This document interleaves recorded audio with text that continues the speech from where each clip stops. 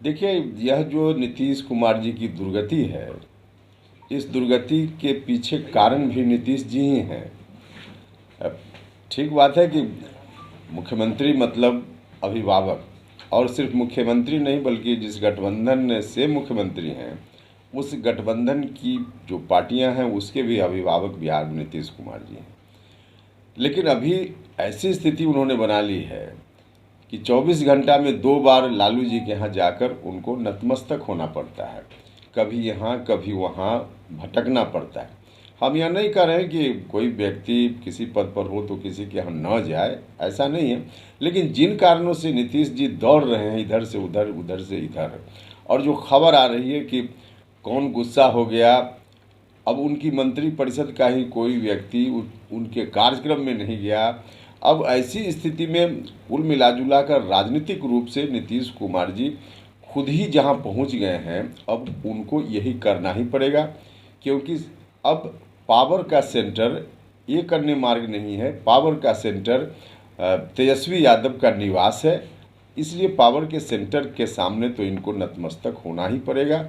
खुद ही इन्होंने ऐसी स्थिति बना ली। लेकिन भूलने की बीमारी लगता है कि भूलने की बीमारी नहीं, देखिए, भूलने की बीमारी एक किसी भी कंटेक्स्ट में जो एक दिन हमने देखा कि क्या क्या बोल रहे हैं मेरे बारे में भी, बाकी लोगों के बारे में, और बोलते हुए उन्होंने कहा कि आजकल लोग अंडमंड बोलते रहते हैं। अब अंडमंड शब्द का इस्तेमाल कर रहे हैं नीतीश जी।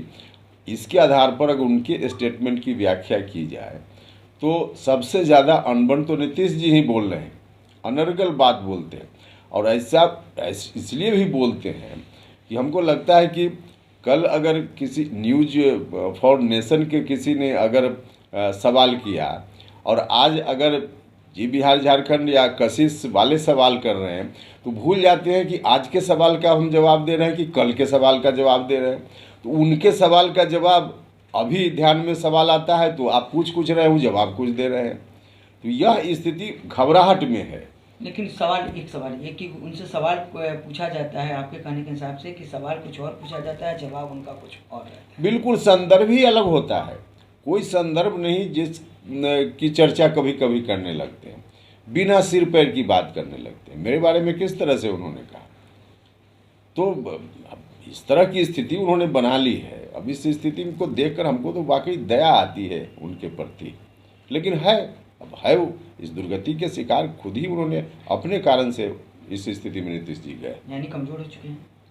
अरे पॉलिटिकल तो बिल्कुल अब समाप्त ही हो चुके हैं। कमजोर क्या, राजनीतिक रूप से नीतीश जी की अहमियत समाप्त हो गई है।